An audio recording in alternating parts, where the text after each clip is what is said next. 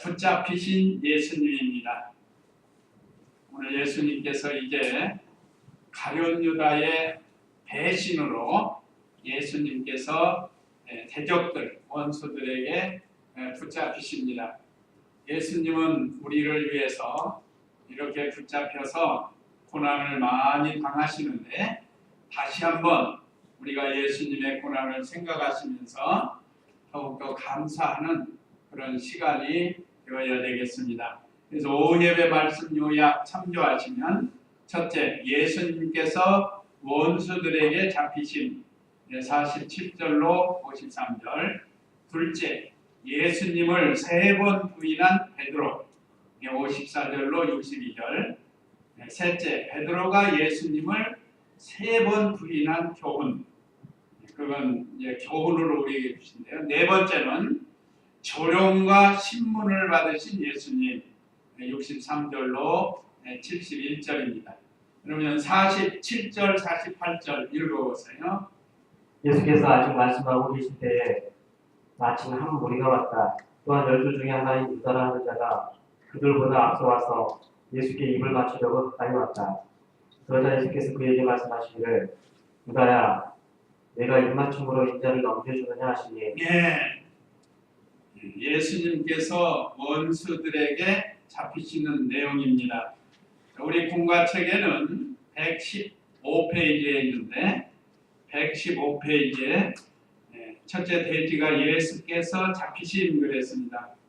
원수들에게 잡히시는 예수님이고, 오늘 첫째 가룟 유다가 원수들을 데리고 온 가룟 유다가 예수님을 붙잡으려고 원수들을 데리고 오는 그런 내용의 말씀입니다. 예수께서 아직 말씀하고 계실 때에 마침 한 무리가 왔다. 또한 12 중에 하나인 유다라 하는 자가 그들보다 앞서 와서 예수께 입을 맞추려고 가까이 왔다. 예수님은 다 아셔요. 지금 가룟 유다가 그 원수들과 분노를 짰다고 했습니다. 말하자면 암호를 한 거예요. 여보시오, 내가 가서 먼저 안고 입을 맞추면 그분이 바로 예수님이라는 것으로 암호를 짠 거예요.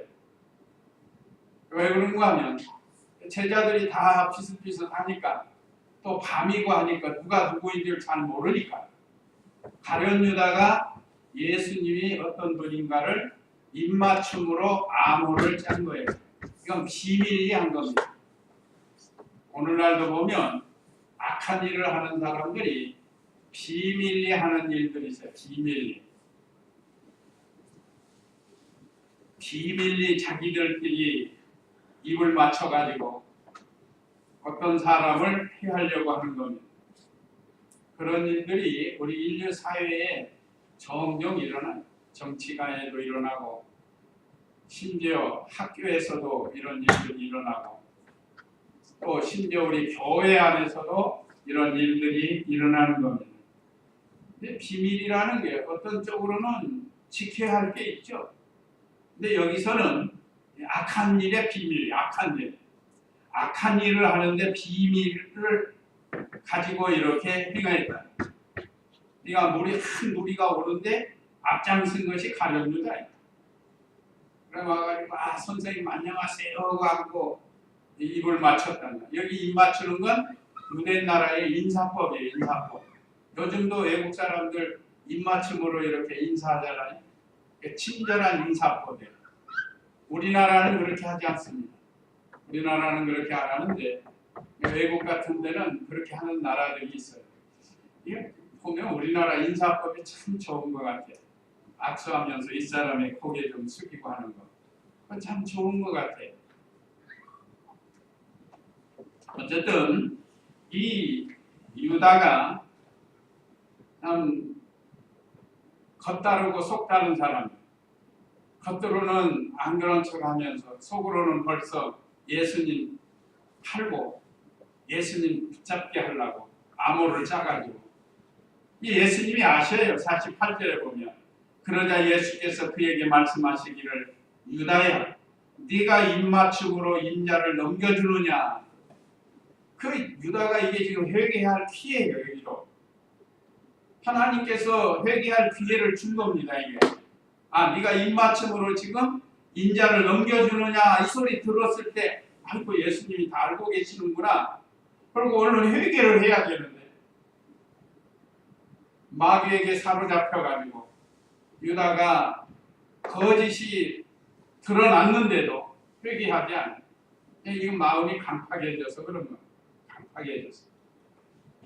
사람들이 강팍해지면 아무리 성경 말씀으로 옳게 말해줘도 듣지를 않는. 여기 오늘 유다도 예수님께서 친히 네가 입맞춤으로 나를 넘겨주나 예수는 다 알고 계신다.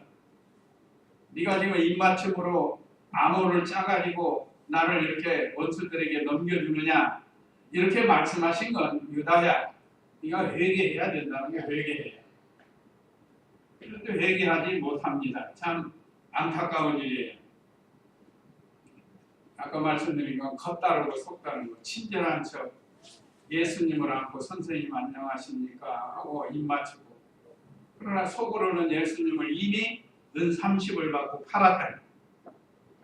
근데 우리 예수님은 그를 불쌍히 여기고 회개할 기회를 준 거고 또 예수님은 원수들에게 대항하지 않았어요. 왜 그런가? 이제 오늘 여기 있는 말씀처럼 때가 됐기 때문에 그렇습니다.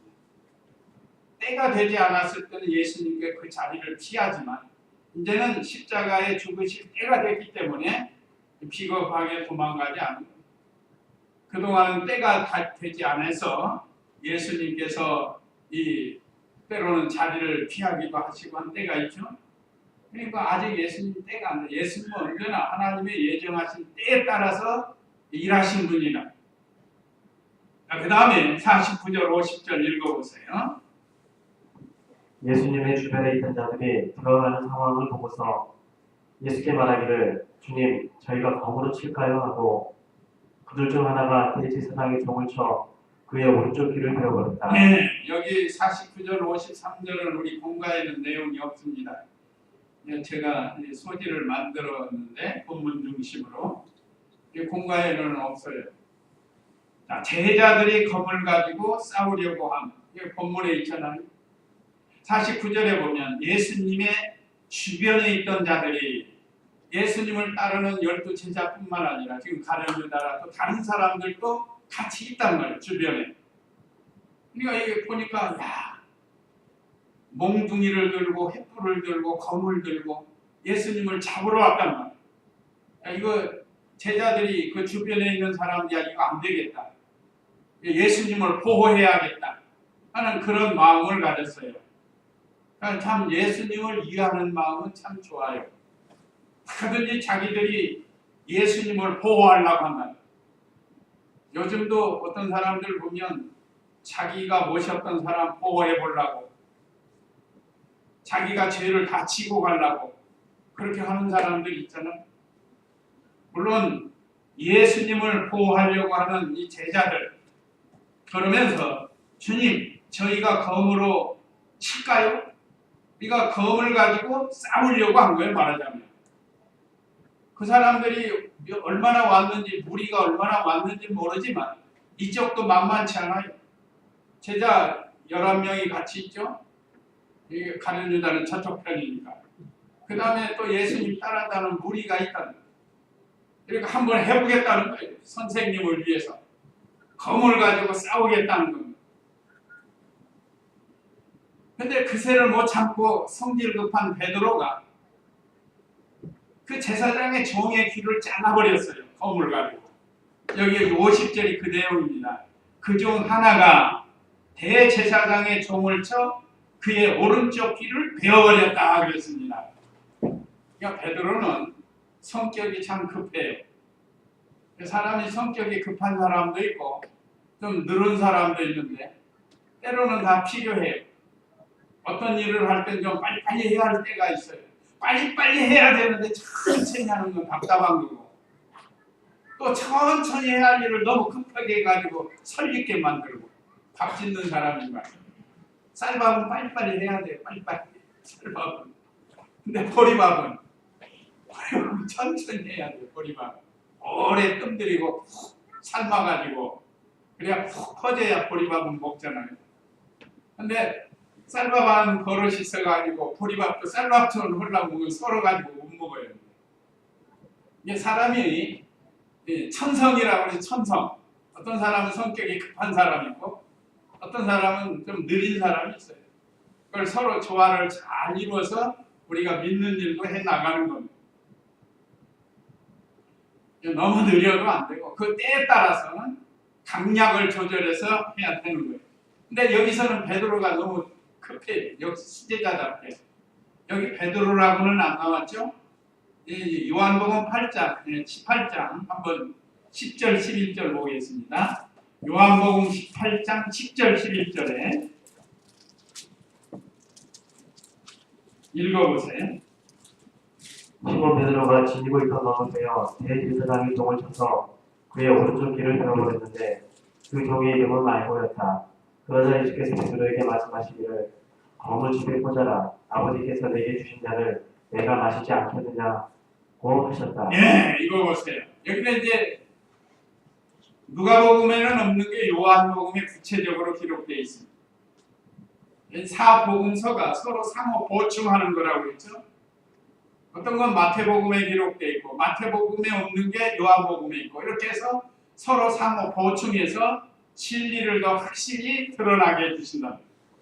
누가복음에는 어떤 종이라고 그랬는데 그 중 하나 예수님을 따르는 무리 중 하나가 대제사장의 총을 쳐 그 오른쪽 귀를 베어버렸다고 했습니다. 그런데 요한은 이걸 구체적으로 기록을 했습니다.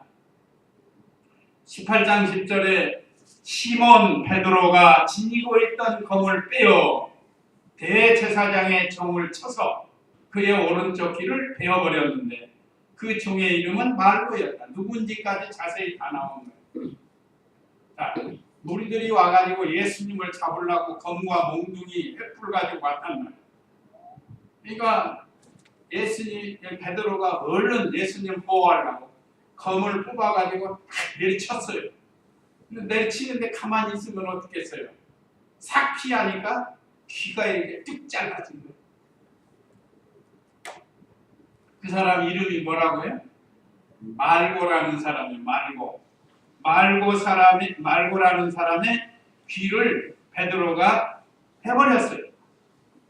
그러니까 예수님께서 베드로를 책망하시면서 검을 집에 꽂으라는 예수님이 하는 일은 이 칼로 전쟁하면서 하는 일이 아니라는 거예요.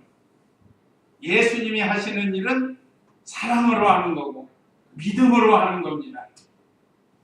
이런 거 보면 지금 이슬람교도들 또 저기 유대인들 서로 지금 싸우는 거 그건 옳은 게 아니에요. 사실.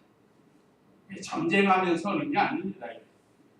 그렇게 해서 중동의 나라들이 많이 어려워요. 상당히 힘듭니다.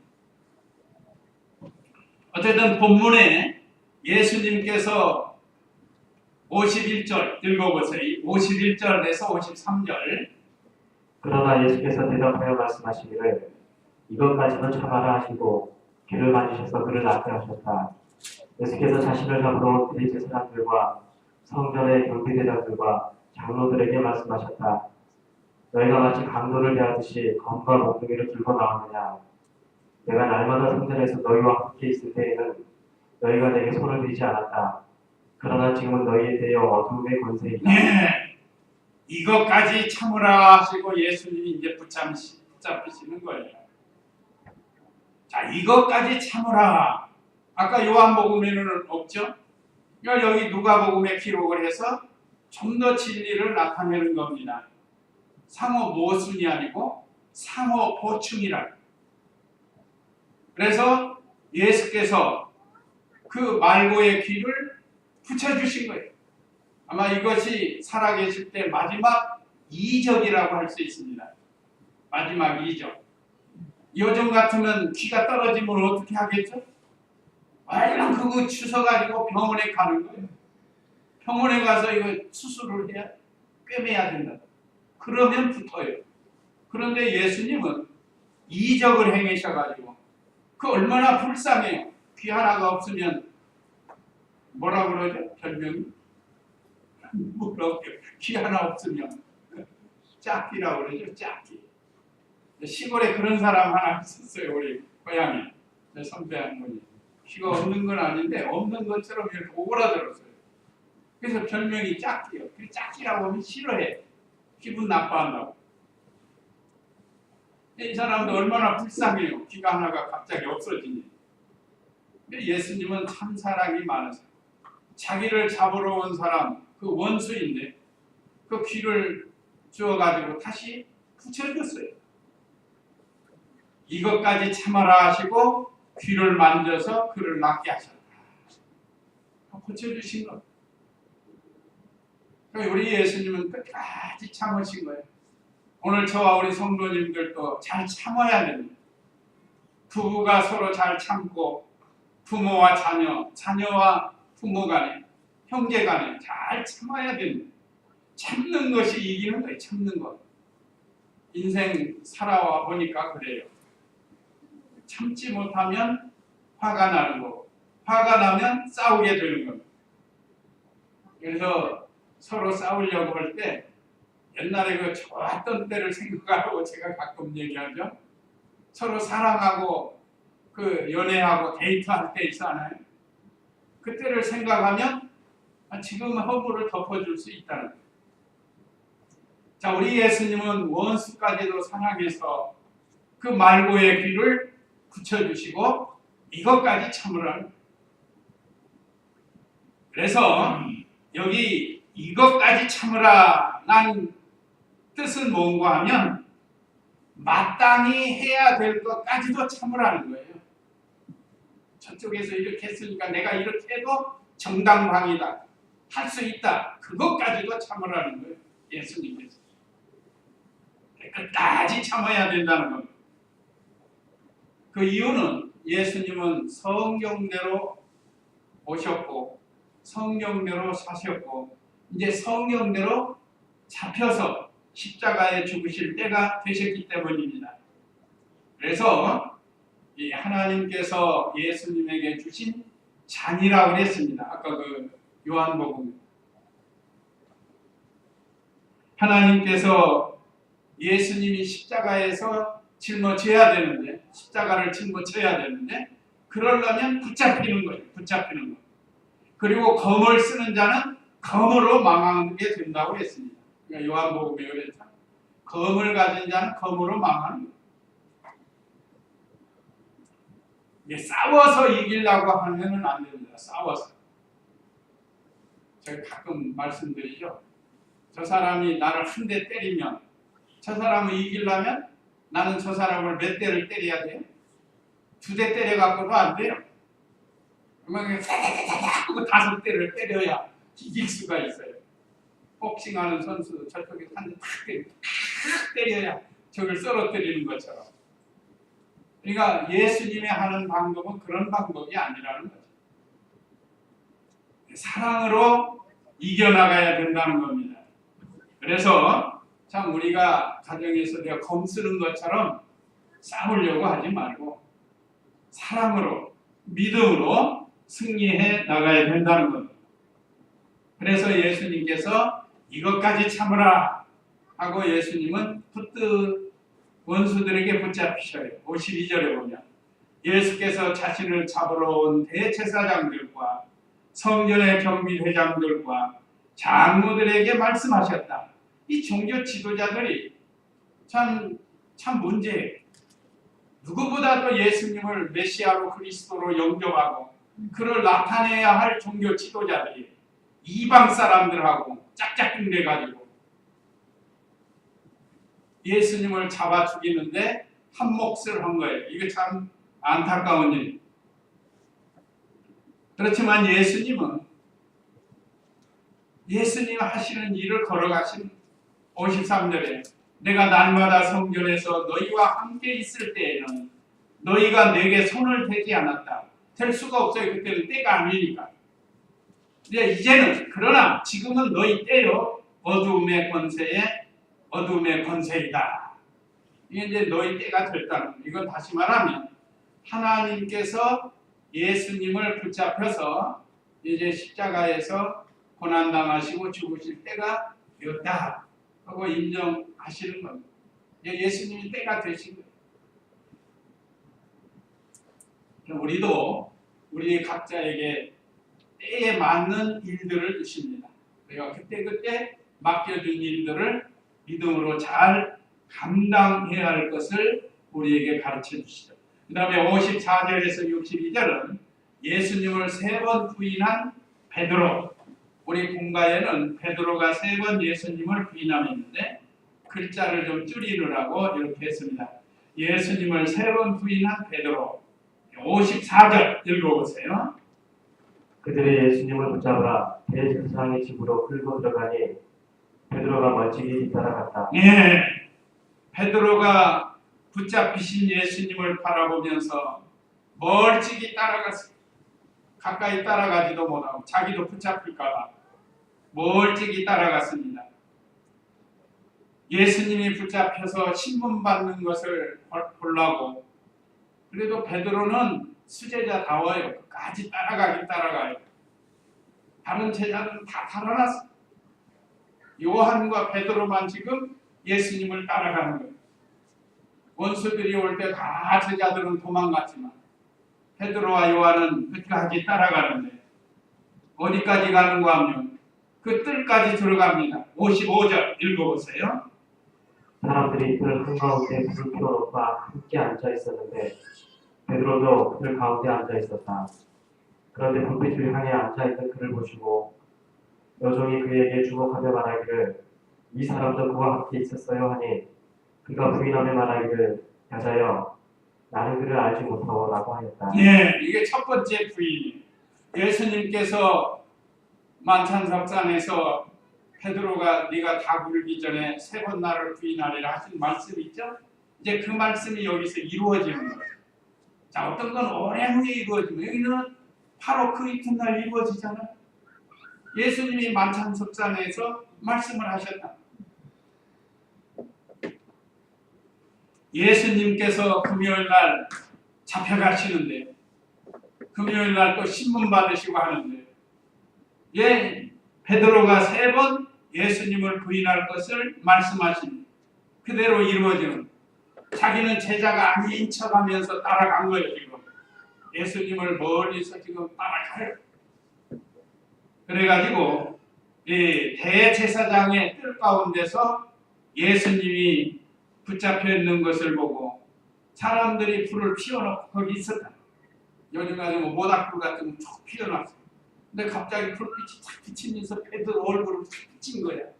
그러니까 거기 있는 여종이 딱 보고 이 사람도 그 사람하고 같이 다녔다. 예수 일당이다 이거. 예수 일당. 이 사람들 표현으로는 그래. 그러니까 첫 번째 어떤 여종이 그를 주목하고 불빛이 탁 비치니까 얼굴이 확 드러났다는 거야. 나쁜 짓 한 사람들 얼굴 가리잖아요. 뉴스에도 뭐 나쁜 짓 한 사람들 철저하게 가려요. 얼굴. 안 보여주려고. 그러니까 베드로도 이렇게 좀 불빛 좀 멀리 이렇게 있다가 갑자기 불빛이 확 치면서 자기 얼굴이 드러났다. 그걸 또 여종이 보았어요. 이건 다 하나님의 예정하신 뜻대로 되는 겁니다. 그래서 그에게 주목하며 말하기를 이 사람도 그와 함께 있었어요 하고 고발을 하는 거예요. 지금 그와 함께라는 건 예수님과 함께 있었다는 거예요. 그러니까 57절에 그가 부인하며 말하기를 여자여 나는 그를 알지 못하오 라고 이렇게 부인을 한 겁니다. 이게 첫 번째 부인이에요. 근데 어떻게 여기까지 들어갈 수 있었을까? 대제사장의 뜰까지 들어갈 수 있는 거 아무나 못 들어가는데 들어갈 수 있었던 것은 요한이 그 대제사장하고 친척이 아는 사람이야. 요한이 들어갈 때 같이 거기 따라 들어간 거예요. 제 얘기가 아니고 요한복음 18장 15절에 있습니다. 한번 읽어보세요. 요한복음 18장 15절 말씀. 시몬 베드로와 또 다른 제자가 예수님을 따라갔는데 그 제자는 대제사장과 아는 사이였으므로 예수님과 함께 대제사장 집 안으로 들어가고 예. 언제나 아는 사람이 있으면 그 우리말로 빽이라 할 거 같잖아요. 빽이 있으면 들어가는 거예요. 요한 여기 또 다른 제자는 건 자기를 말하는 거예요. 자기. 요한복음을 기록한 사도 요한을 말하는 겁니다. 따라 들어갔다. 그 제자는 대제사장과 아는 사이였으므로 예수님과 함께 대제사장 집들 안으로 들어가고 베드로는 문 밖에 있다가 요한을 통해서 들어간 거예요. 자, 그래서 베드로가 예수님을 이제 부인하는데 아까 세 번 부인하는데 첫 번째 지나갔죠? 58절 읽어보세요. 두 번째. 조금 후에 다른 이가 그를 보고 말하기를 당신도 그들에게 속한 자여 하니 베드로가 말하기를 여보시오 나는 아니오라고 하였다. 네. 여기 두 번째 부인인데 조금 후에 다른 사람이 그를 보고 말하기를 당신도 그들에게 속한 자요 하니 베드로가 말하기를 여보시오 나는 아니오 라고 이렇게 부인을 했습니다. 알지 못하나 예수님 저 사람 몰랐나. 그럼 그때 베드로 마음이 어땠을까요? 마음이 우리가 이 세상에서도 거짓말 하려고 마음이 막 두근두근 하는데 베드로 어땠을까? 그러니까 마귀에게 사로잡히면 거짓말도 밥 먹듯 한다고 그러잖아요. 그래서 두 번째 부인을 한 겁니다. 이 사복음서에 베드로 부인이 다 나오는데 각각 다르게 조금씩 이렇게 기록을 하고 있어요. 요한복음에는 아주 간단하게 나옵니다. 근데 다른 복음에 보면 더 심하게 나와요. 또 그 다음에 61절 읽어보세요. 주께서 돌아서서 베드로를 바라보시니 베드로는 주께서 자기에게 오늘 달기 오기 전에 내가 나를 3번 부인할 것이다 라고 하신 말씀이 생각나 밖으로 나가 심히 통곡하였다. 예수님을 지키는 사람들이 그분을 조롱하고 때리며 그분의 눈을 가리고 질문하여 말하기를 너를 때린 자가 누구인지 맞춰보아라 하고 다른 많은 말로 예수님을 모욕하였다. 네, 그 59절을 안 읽어요. 59절 읽어보세요. 1시간쯤 지났을 때 또 다른 이가 확신하여 말하기를 확실히 이 사람도 그와 함께 있었으니 그가 갈릴리 사람이기 때문이요 라고 하였다. 네, 여기 세 번째.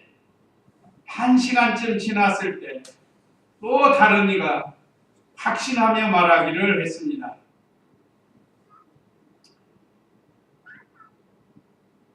당신은 예수님 제자라는 거예요. 같이 있는 거 보았다는 거예요. 왜 그런가? 갈릴리 사람이기 때문에 그렇다는 거예요. 우리도 지역마다 좀 다른 게 있잖아요. 특히 말투, 경상도 말투하고 우리 전라도 말투하고 서울 말투하고 다 달라요. 그래서 이 사람 말하는 거 보면 이 사람이 전라도 사람이다, 충청도 사람이다, 무슨 뭐 서울 사람이다 이렇게 아는 것처럼 그 말투를 보고 알 수 있잖아요. 이 갈릴리 사람도 마찬가지예요. 모습도 그렇고. 그러니까 이 1시간쯤 지났을 때 또 다른 이가 확신하면서 말하기를 확실히 이 사람도 그와 함께 있었으니 그가 갈릴리 사람이기 때문이요라고 고소를 한 거예요. 그러니까 60절에 베드로가 여보시오 나는 당신이 무슨 말을 하는지 모르겠어 하면서 그가 아직 말하고 있을 때 곧 닭이 울었다. 여기서는 간단하게 나왔지만 아주 강경하게 부인하고 또 저주까지 합니다. 한번 마태복음 26장 74절 마태복음 26장 74절 거기 한번 읽어보세요.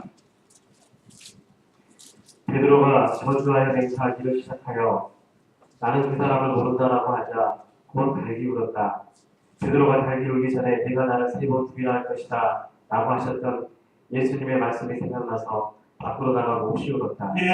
심히 통곡하여 울었다고 기록되어 있고 몹시 울었다. 베드로가 저주하며 맹세하기를 시작하여 나는 그 사랑을 모른다라고 하자. 곧 닭이 울었다. 그러니까 예수님 말씀은 다 이루어지는 거예요. 그때서 이제 깨달은 거예요. 닭이 우니까. 그래서 전설에 의하면 베드로가 새벽 닭 울 때마다 회개를 했다고 그래요. 주여, 저 닭이 울기 전에 내가 주님을 3번이나 부인한 죄인입니다. 그래서 새벽 닭 울 때마다 회개했다. 그런 거 보면 베드로가 새벽에 일어나서 예수님께 배워가지고 감람산에서 기도한 그 습관이 있었던 거예요. 그래서 새벽마다 닭 울 때마다 주여, 저 닭이 울기 전에 내가 주님을 3번이나 부인한 죄인입니다. 그러면서 회개를 했다고 그래요. 참 우리도 다 연약할 때가 있습니다. 베드로를 보면 수제자라고 하면서 이렇게 예수님을 저주하고 맹세까지, 나는 아니라고 맹세까지 한 거 보면 가룟 유다 못지않은 죄를 진 겁니다. 그렇잖아요. 가룟 유다는 예수님을 은 30에 팔아먹었고, 이 베드로는 수제자이면서 예수님을 이렇게 3번이나 부인하고 저주까지 했으니까 얼마나 그 죄가 커요. 근데 중요한 건 가룟 유다는 참 회개를 하지 못했고, 베드로는 철저히 회개하고 새벽 닭 울 때마다 내가 주님을 3번 부인했습니다 하고 회개한 그런 내용을 통해서 우리도 연약해서 부족해서 혹시 잘못했다 할지라도 우리가 철저히 회개해야 하나님이 용서해 주시는 것을 우리에게 가르쳐 줍니다. 그래서 참된 회개한 증거가 뭔가 하면 가룟 유다는 자살로 끝나버렸지만 베드로는 회개하고 변하여 새 사람이 돼서 이제 십자가를 거꾸로 지기까지 주를 위해서 충성한 사건을 보면 참된 회개와 거짓 회개를 알 수 있습니다. 우리도 참된 회개를 하도록 하라는 거예요. 그 다음에 베드로가 예수님을 3번 부인하는 것을 통한 교훈인데, 첫째는 예수님은 사람의 미래를 다 아신다는 거예요. 베드로가 닭 울기 전에 3번 부인할 것 말씀하신 것처럼 이게 다 아신다는 겁니다. 오늘날 우리들도 다 알고 계셔요. 내가 지금 어떤 마음으로 어떤 신앙생활하고 있는지 하나님 다 아시고 예수님이 다 아신다. 그 다음에 두 번째는 이 믿음은 장담으로 되는 게 아니라, 베드로가 얼마나 장담했습니까? 다른 사람은 다 부인할지라도 나는 부인하지 않겠습니다 하고 실제로 베드로의 마음이에요. 그게. 근데 우리 신앙생활은 그런 장담으로 되는 게 아니고 만들어져야 된다. 말씀의 사람으로 만들어져야 믿음을 지킬 수 있다는 겁니다. 그 다음에 육신의 생명이 우상이 되어서 더 소중하게 여겼기 때문입니다. 베드로가 진정으로 회개하기 전에는 육신의 생명이 더 컸어요. 말씀보다. 그러나 순교자는 육신의 생명보다 말씀이 더 소중한 거예요. 그래서 말씀을 지키기 위해서 우리 이병규 목사님은 말씀이 천하보다 귀하다고 그러잖아요. 천하보다. 그래서 말씀 하나 지키려고 생명을 내어놓는 이런 일들을 우리가 볼 수 있습니다. 그것이 순교죠. 이제 마지막 4번째, 조령과 신문을 받으신 예수님. 63절로 71절인데, 첫째, 예수님을 조롱하고 때리고 모욕했다. 63절에 보면 예수님을 지키는 사람들이 그분을 조롱하고 때리며 그분의 눈을 가리고 질문하여 말하기를 너를 때린 자가 누구인지 알아맞혀 보아라 하고 다른 많은 말로 예수님을 모욕했다. 우리 예수님은 아무 죄가 없으신 의로우시고 선하신 분이신데 죄인들에게 조롱을 당하셨습니다. 그 예수님을 지키는 군인들이 막 예수님의 눈을 가리고 치고 조롱했다. 그렇잖아요. 눈 가려놓고 탁 때리고 누가 때렸냐? 하고 물어보는 거와 같은 거예요. 그게 조롱입니다. 조롱. 우리도 다른 사람들 약점을 보고 조롱하거나 그런 거 하면은 안 되겠죠. 오히려 불쌍히 여기고 위해서 기도해주고 해야지. 조롱하면 우리가 이런 사람들이 도움합니다. 이런 거 보면 저도 어렸을 때 놀려먹은 거 많아요. 그냥 철없어가지고 다른 사람들 약점 봐가지고 괜히 놀려먹는다. 애들은 좀 그런 것 같아요. 그 포천에 있을 때 좀 정신이 조금 안 좋은 사람인데 바로 줘야 성함을 잊어버렸네. 뭐였지 성함? 종길, 양종길이죠. 양종길 씨예요. 나이가 좀 많은데 그 인민군이 쳐들어와가지고 막 총권을 하는 바람에 이분이 정신이 조금 좀 안 좋은 사람. 근데 주일 학생들이 와가지고 정기라 정기라고 놀려먹어요. 그리고 도망가는 거예요. 그러면 이제 그때는 제가 이제 애들 보면 나무라고 야단을. 그냥 어렸을 때는 그렇다. 근데 어른이 돼가지고 다른 사람들의 어떤 연약한 부분을 조롱하면 안 된다. 또 멸시하지 말고. 그 다음에 66절로 69절은 종교 지도자들에게 신문을 당하십니다. 66절 읽어보세요. 날이 밝자 백성의 장로에 곧 대제사장들과 서기관들이 함께 모여 예수님을 그들의 공회로 끌고 가서 말하기를 내가 그리스도이면 우리에게 말하라 하니 예수께서 그들에게 말씀하셨다. 내가 너희들에게 말하여도 너희들은 결코 믿지 않을 것이다. 또 내가 물어보아도 너희들은 대답하지 않을 것이다. 그러나 이제부터는 인자가 하나님의 권능자의 오른쪽에 앉게 될 것이다. 예, 종교 지도자들에게 신문을 받으신 예수님. 참 누구보다도 예수님이 하나님의 아들이신 것을 그 말씀을 통해서 또 이적을 통해서 그들에게 밝히 보여줬는데도 그들이 믿지 않는 거예요. 오늘날도 아무리 말씀으로 가르쳐줘도 믿지 않는 사람들이 있는데 참 안타까운 일입니다. 날이 밝자 백성의 장로회 그 대제사장들과 서기관들이 함께 모여 예수님을 그들의 공회로 끌고 가서 말하기를 네가 그리스도이면 우리에게 말하라. 여러 번 말씀했습니다. 예수님은 하나님의 아들 그리스도이신 것을 여러 번 그들에게 보여주고 말씀해 주셨어요. 그러니까 믿지 않으니까 자꾸 또 묻는 거예요. 이건 뭔가 유도신문 아니라고 하라고 지금 거꾸로 말하는 거예요. 그래서 내가 너희들에게 말하여도 너희들은 결코 믿지 않을 것이다.